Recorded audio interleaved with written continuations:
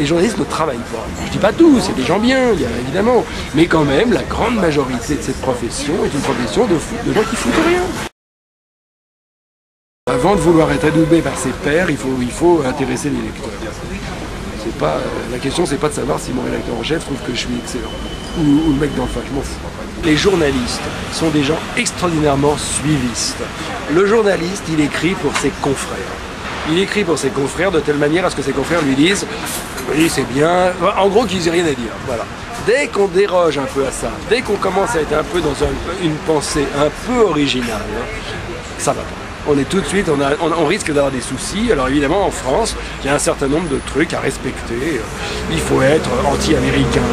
On voit bien là que c'est la frilosité, c'est la trouille d'être accusé, d'être responsable de quoi que ce soit. Les journalistes, c'est irresponsabilité absolue.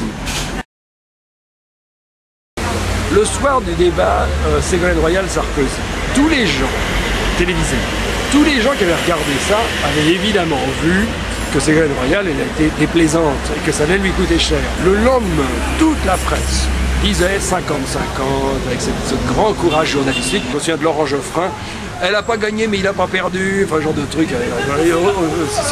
rien à dire. Évidemment, ce qui s'est passé, c'est que les premières enquêtes d'opinion dans l'après-midi ont montré qu'évidemment, Ségolène Royal avait beaucoup perdu, y compris dans son camp. Et d'un seul coup, les journalistes ont commencé à dire « Oui, Ségolène Royal a été très mauvaise. » Voilà. Tout le monde l'avait vu. C'est-à-dire que les journalistes sont souvent les derniers à comprendre ce qui se passe. J'ai fait travailler en Biélorussie, c'est comme si je faisais une UV à la fac de Biélorussie.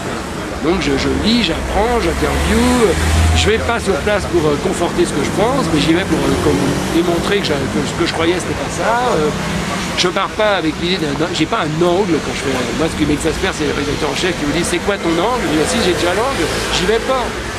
On verra là-bas. » Je te dis, je sens que mon intuition me dit qu'il faut y aller. Il y a quelque chose, on verra. Bon. Je travaille avec des gens dans mon journal qui croient à ça. Le New Yorker, c'est un bon journal. D'abord parce qu'ils ont compris que ce qui intéressait les gens, c'est souvent la peur. Ils travaillent beaucoup sur des idées de peur. Mais aussi parce que les journalistes ont parfois un mois pour travailler, pour faire un sujet. Donc, évidemment, il est bien. Parce que quand vous avez interviewé 60 personnes et que vous gardez de chaque personne 2 phrases, ben c'est bien. Si vous savez avoir plus écrire, c'est pas donné à tout le monde, mais si vous avez du talent, c'est génial. Mais s'il s'agit de faire ça sur Doc, sans sortir de son bureau, le nombre de journaux, je ne les citerai pas, mais le nombre de journaux où je sais où on travaille comme ça, quand un reporter vous dit tiens, je vais aller, pourquoi tu vas, téléphone. Moi je crois pas à la transparence, je crois pas, je sais même pas ce que ça veut dire. Les journaux sont des entreprises, ils ont des choses à cacher dans le fonctionnement parce qu'ils ont de la concurrence, il ne faut pas qu'ils disent tout, etc. Nous ne sommes pas dans un confessionnal, on n'est pas obligé de dévoiler tout ce qu'on sait, non, c'est absurde.